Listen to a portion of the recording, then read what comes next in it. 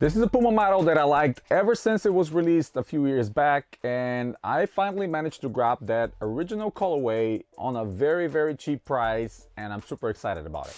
Hey guys, welcome back to our Kicks Reasons channel. Today we're looking at the Puma's TRC Blaze Court, and I know this is not a new model. In fact, it's been 2 or 3 years now since this model was released, but honestly I always like how this model looks. I always like the color combinations. I really like the black toe guard. Reminded me for a lot of classic sneakers from back in the day, some of them sitting right behind me. But yeah, this shoe can be obtained for around $30 now. Original retail price of $120 to about $130, but now for $30, this is one of the beauties, I guess, for brands like Puma and even Adidas, that eventually flagship shoes go down to extremely low price, and I'm super happy to grab it for that price. So yeah, what we have here is the upper is all textiles, different mesh combinations, different synthetics.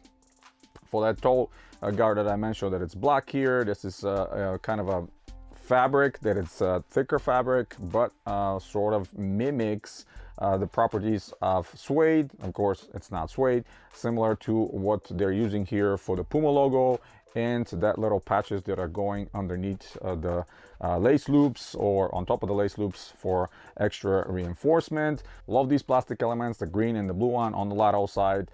They provide a lot of rigidity, by the way, with this shoe, especially that green one that extends down to the midsole. Really is giving a lot of support to your feet. And on the medial side, they're not there, but the logo again is made of this fabric, kind of felt teal one. And we have a little bit of purple here for the laces. A lot of colors here. Again, I mentioned it before, I love me a lot of colors on shoes lately, and these are fitting the profile perfectly. Love how they look, and the fit is perfect. Puma, I've mentioned before, true to size, they fit me like a glove. I don't know what they're doing with their tooling and what the situation is there, but I always go with my true size. 99% of the time they fit perfectly well. Now, production date of these ones is March of 22, and yes, it's been 3 years since they were produced, but they are still being produced. They're still being sold in different colorways by Puma. That is a statement that this shoe is highly liked by the public, and a lot of people love it. They love playing basketball in that. Speaking of basketball, what we have here in the midsole is Proform Plus, what they call. This is the carrier, it's an EVA, and a small patch under your heel of Pevex foam, which is nitrogen infused foam, obviously, which provides a little bit more kind of impact protection, cushioning, and actually you can peek through the top of the strobe board and kind of see the patch. Sort of reminds me of the same size of patch that, or the same size of square that Reebok used to use for their Hexalite. It's exactly the same size, and it's targeted to be right underneath your heel, so it really doesn't need to be that big, but provides a lot of nice cushioning right on that heel portion. We have a very thick TPU shank that it's on top of the midsole, sits again right on underneath your strobe board. Very springboard effect from that very thick TPU shank, and it's really giving this sensation of propulsion when you're wearing these shoes on your feet. If I pull the insole out, unusual for Puma, most of the times they're giving you a nice polyurethane insole. This one is actually a foam one, mimics the properties of Ortholite. I don't think it is, because there's nowhere marked to be Ortholite. An interesting triangle logo on the heel that says Trinomic. This Trinomic they're referencing here has nothing to do with the original Trinomic that we know. There was the kind of cell-based cushioning similar to Hexalite. Now they're kind of referencing Trinomic, more of the outsole properties here. Speaking of outsole, no herringbone, but multi-directional kind of blades that are pretty grippy from the heel all the way to the forefoot, and Puma logo on the heel. The tone is actually gusseted on this shoe, which is really nice, almost to the top, and in this situation the tone is not going to be going anywhere.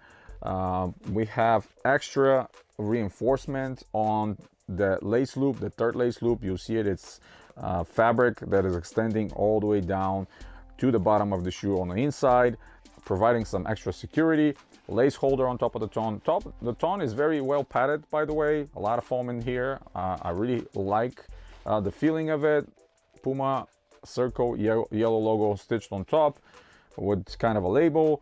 and plenty of padding around the heel, almost old school style padding around the heel.